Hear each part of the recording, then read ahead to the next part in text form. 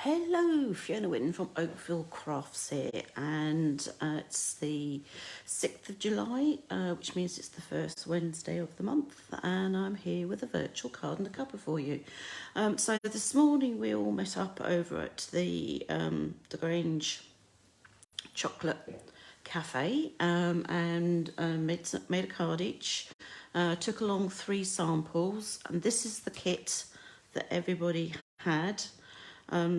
So I will run through it very briefly. So we have an envelope, we have a pool party card base. So this is actually cut 10.5, and then that's the whole length of the A4 cardstock. Sorry, I just got a little furry friend that's just arrived. What are you wanting, Kylo? Go in your bed. Anyway, so we've got piece of pool party to make for our card base. We have 2 pieces of basic white. That's cut, one for the innie and one for the outside. A piece of the Texture Chic paper. So we have foiling on one side and pattern on the other. All the sheets are different, and I'll just show you them very briefly in the catalogue.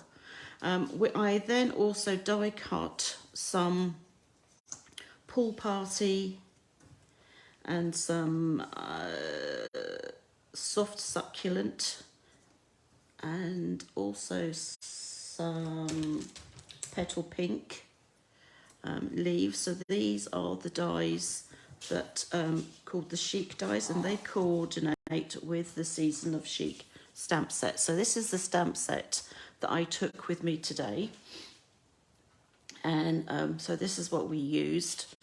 The don't be fooled, it says on here that images are at 75%, so they are larger than this. In fact, if I open it up, you can see for yourself. I used a mixture of the flower and the leaves and things like that, and I'll show you the cards in a minute. And then the dies, the Chic dies, there are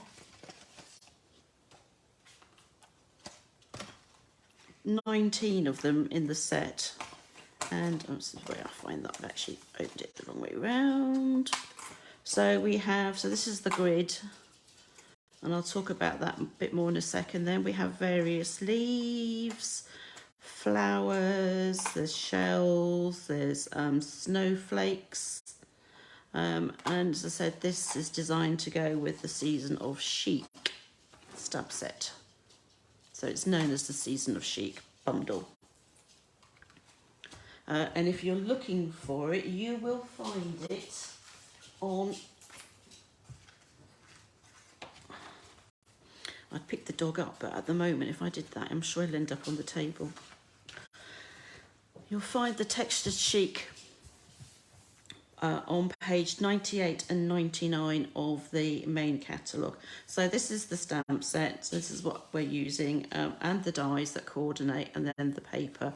And then the paper, you can see in a little bit more depth, is on page 134. So there's gold foiling on one side, and then it's print on the other. So that's what I am going to be using today. So I'm just going to put this to one side, and I'll share with you the cards that I took with me this morning. So this was the first card that I made, and I made it landscape because that was my original, and apologies for this. I'm trying to make my grid paper use it a bit more often rather than having a fresh sheet every time for you guys, simply because I just want to keep repurposing it. So hopefully you can ignore that. But anyway, so this is the card. So pool party card base. So I just started by gluing the double-sided paper on the white. Then I used this grid. Now the trick, and it's really up to you. So I didn't poke out all the pieces, simply because I wanted to add it to my card front with dimensionals, and it's a lot easier to do that, and then just stick this on the back of here, and then you're not actually going to see the dimensionals. Obviously, if I was to stick it in this space here, then you would be able to see it. So by sticking it under the pieces where you haven't poked them all out, it's a good way of then being able to affix it to your card front. So that's what I did with that. And then I just used lots of glue dots to fix my leaves. So this leaf is stamped. Normally I would suggest that you stamp and then die cut.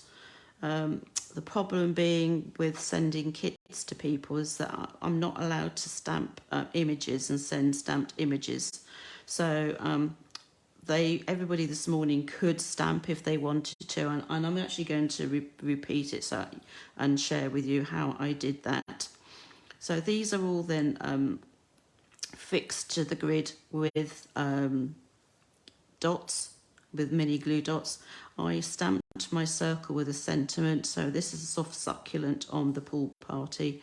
Added that with some more dimensionals, and then I finished off by adding a little sparkle adhesive back gem. These are flat. Sadly, it doesn't mean that you can still get it through as a normal size envelope. I would still, certainly with all the dimensionals on, I would have to put this through the post as a large letter. And then the inside, I simply stamped the outline of the flower, and then in Petal Pink, and then I restamped using the insert stamp. So this is a two-step stamping image. And as you can see from my paper, I stamped off first before I actually stamped that. So that's what these are. These are where I've stamped off before I actually stamped on the flower. And then I did something similar on the envelope. So that was the first card. So basically I used everything that was in the kit. My second card, I opted to go portrait. So I have, instead of it being landscape with the paper going down, I have it now portrait, and the paper is going across. Pretty much the same as the previous card, except for, instead of stamping the sentiment here on the circle, I stamped the flower image. And instead of stamping the image on the leaf here, I just used my bone folder. You can use a ball tool, the Take Your Pick tool. There are ball tools that go on one end of that. And I just simply, I had it on my foam pad, and I just scored the lines and then sort of folded it, used my fingers just to give it more of a leafy effect. I don't know if you can see that. Hopefully you can see it slightly better. So that's what that looks like. So I've put my little gem in the middle of the flower, and I stamped my sentiment on here as well. So that's what this second card looks like. And then again, I used the same stamp as I did previously to on the front and on the inside of the other card, except this is stamped in Soft Succulent. And then again, I was going to say I did one on here, but actually I think maybe I got them all muddled up on my envelopes, but that doesn't really matter. So I decorated the envelope too, because of course you can't send a naked envelope in the same way as you can't send a naked inside of a card. And then my third card, I actually decided I wasn't going to use any of the die cuts other than the piece of die cut grid. So for this one, I used Pool Party and Petal Pink inks, and I simply stamped the flower and the leaf around the edge. There was no point in sort of stamping in the middle, because I was going to glue, or I have glued on, my piece of double-sided paper. So that was simply glued, well, stamped first, glued the paper on, added the grid with some dimensionals, stamped my sentiment on the circle, and then simply fixed that to the grid with some more dimensionals and added my little gem. And then on the inside, instead of stamping a whole flower, I just stamped a series of flowers going up the edge there. So that's what the third card looked like. So those are the 3 cards. So I'm going to bring back now all my pieces. So I've got my grid. I've got my double-sided paper. So as I said, it has gold foiling on one side. And then on the other side is print. So there's some leaves and various other things on there. But I like the gold side, so I thought I'd stick with that. Got my circle, and I've got all my other leaves, and I've got my 2 pieces of basic white because I don't need my card base just yet. So I've been thinking and umming and ahhing about what I'm going to do with this, and I think I have decided I'm going to make another landscape card, landscape portrait. So it's going to go this way. Now, I'm not actually going to use my piece of double-sided paper, although I will actually use it on the inside of the card. So I'm just going to stick with my grid paper, my circle, and my leaves. So I'll show you how I actually stamped the leaf.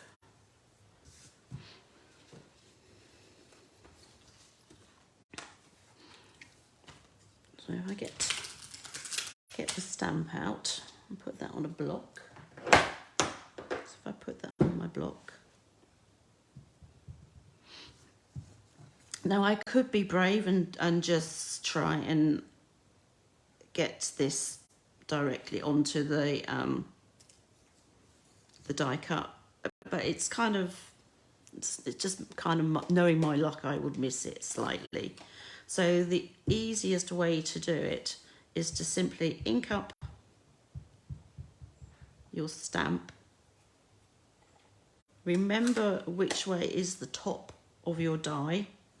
And if you look, you can see on here, there's like an edge. So that is the top of the die cut image that you want.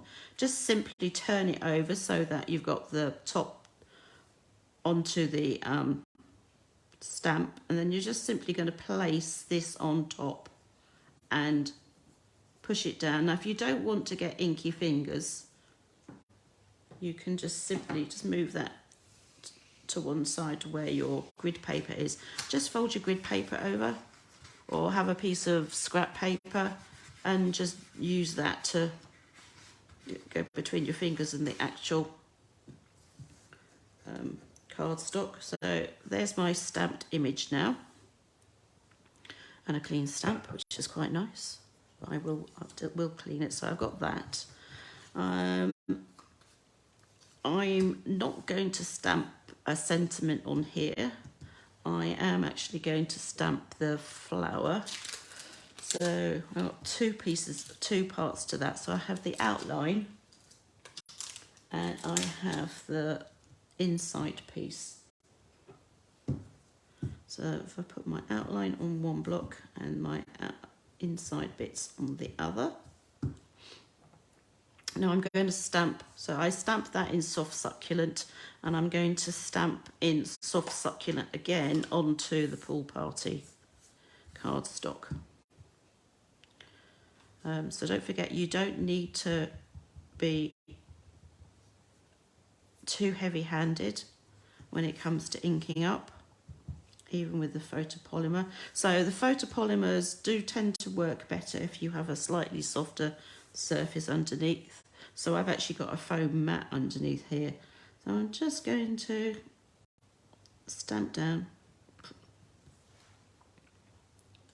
back up again. So that's my outline image.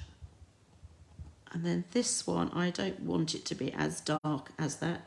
So I'm just simply stamping off. you can't see it, but there is ink on there still. And then it's just a matter, she says, of lining up. And there is a trick to this. You've got sort of like a flattish edge, and you just need to find the flattish edge on the stamp, which I thought was that one, but now I can't find it. Another way of doing it is to simply make a mark on your stamp so that you know. So for example, you would always have that downwards.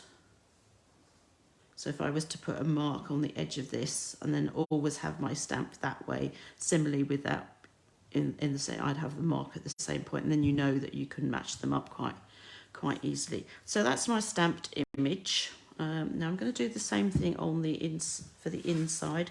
I have to remember that this is going to be a portrait card. So I'm going to again stamp here. And again, I need to ink that up, stamp off, and then match it up again.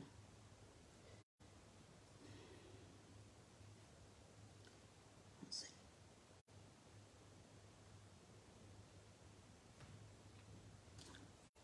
Like so. It doesn't matter if it's going slightly over the edge. I wouldn't worry about it personally.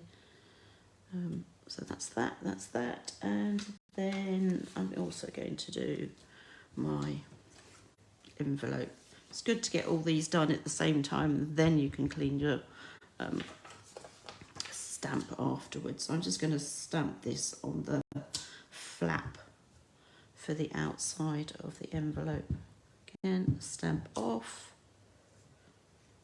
and again faff around like I am trying to find the edge. I think I had it right the first time. Yes, I did. Hey, there you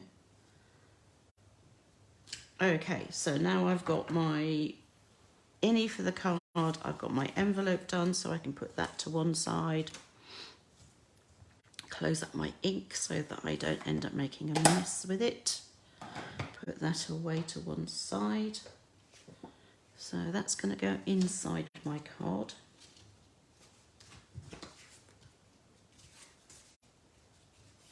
So that will go in there like that. If I glue that now whilst I remember.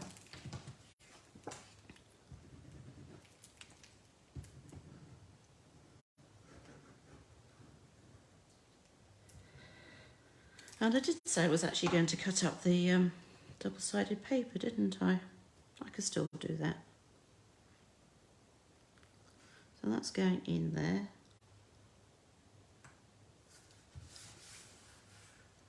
All I was going to do is literally take this and cut off like a centimetre or 1.5 centimetre that can then be glued at the top or the bottom. But now I've already stamped that, so I'm not going to worry about that. Now we have the piece of white to go on the outside. Now I'm going to put this on at an angle, like so, and I'm going to put some dimensionals underneath here so that I can use that to anchor it, and it'll also hold all those pieces in place. This is where we pay. Let's find the dimensions. Right, here they are. So I've got my large stamping dimensions. I've also got the mini, and it's useful to have both sizes even. So I can put a few of the larger ones in this big space here. Let's see, put that one there, and then in the smallest areas, like here, I can just use the small ones. And I know then that it's going to hold those pieces in place, and also it will support the grid. So that will go on here like that. Now I do want to put a sentiment on here. And the $64 million question is, am I going to put it underneath or in this area here? And I would suggest that you, when you're doing this, figure out where you want to put things, but don't actually glue them on until you have stamped your sentiment, especially if it is going directly onto your piece of basic white. Because if you do make a little bit of a little boo-boo, you can just simply turn the paper, the cardstock over, and then you've still got a fresh area. So we could do a wishing you on the best birthday ever, which will fit quite nicely in that space. Or we can do a thinking of you, or love you, or thanks. In fact, actually, I might do the thanks. That's quite a large... And the other nice thing is, because this is these are photopolymer, you can actually sort of see through and figure out whether you like that or not, or whether you do want to change your mind even before you've stamped it. So, but I like that thanks there. So I'm going to go with that, because I need a different block.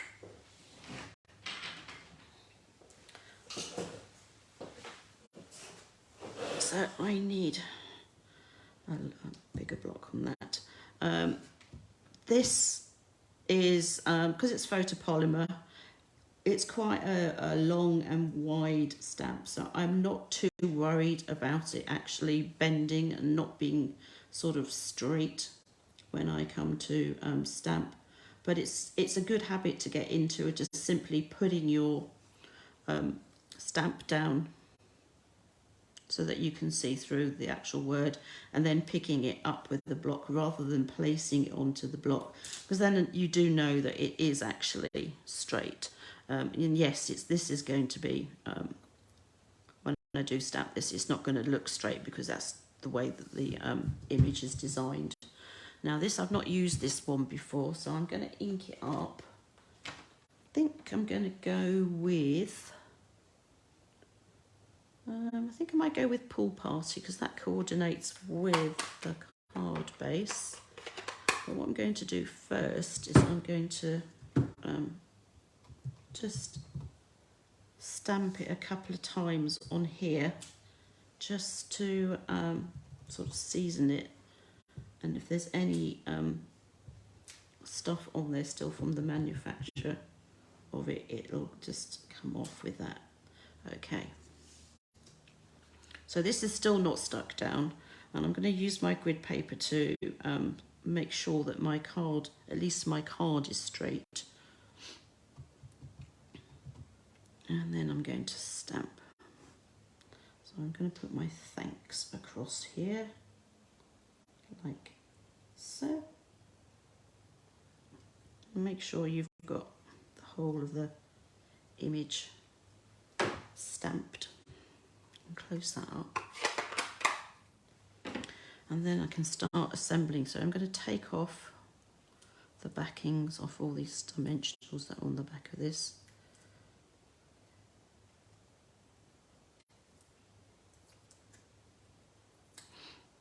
Like that. And you will find bits fall out, especially the ones that you've not sort of fixed down. So we're going to put that, as I said, at an angle, like that. If they fall out, just sort of see if you can get them to come out from the card. There we go, that's that one. Now we have the leaves. It's really up to you. Some people like to put this on first and then tuck the leaves in, or other people prefer to put the leaves on and then add this. I'm the latter, so I prefer to actually put my leaves on and then put that on top. The reason being is that if you put this on first with all the dimensionals under, you may find that the dimensionals get in the way of your stems, which is not the end of the world. You can just simply snip off the bits that are kind of knocking against the dimensionals. But doing it this way, it just means you don't actually have to cut anything off. You just simply just keep going. So I'm going to start with my glue dots. Start with the larger leaf. So this is the one that I've stamped on. So I'm just going to, it also depends very much on whether you want it going off the page or whatever. Let's get rid of that dimensional. So, and then carefully with the other ones, just picking up the glue dot with the leaf. So the glue dot is slightly larger than the stems on this, but I'm not too worried because it's all going to get hidden by the by this circle. So I think that's where I'm going to put the circle. So then I want to put the other leaves, and then again it's up to you. So I've already got 3 there. Do I want another 3 there, or am I going to use 2? So I think I'm going to use 2. Find the glue dot on this. I might end up having to use my fingernails with this just to get it off. Now I don't want to cover the sentiment, but at the same time I want it low enough so that it's kind of highlighting the sentiment.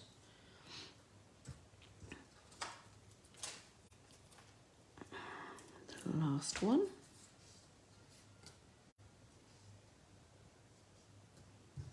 So what do you all think of Celebration? Have you all seen the Celebration catalogue? I'm in the process of putting an order in today for a class, so there's so people are ordering their choosing their celebration sets now as I'm talking.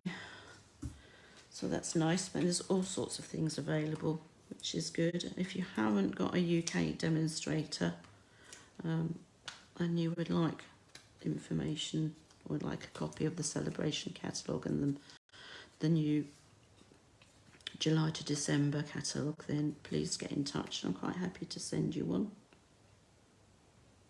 So I'm going to put that on there like that. And I'm also going to add one of these fine sparkle adhesive gems.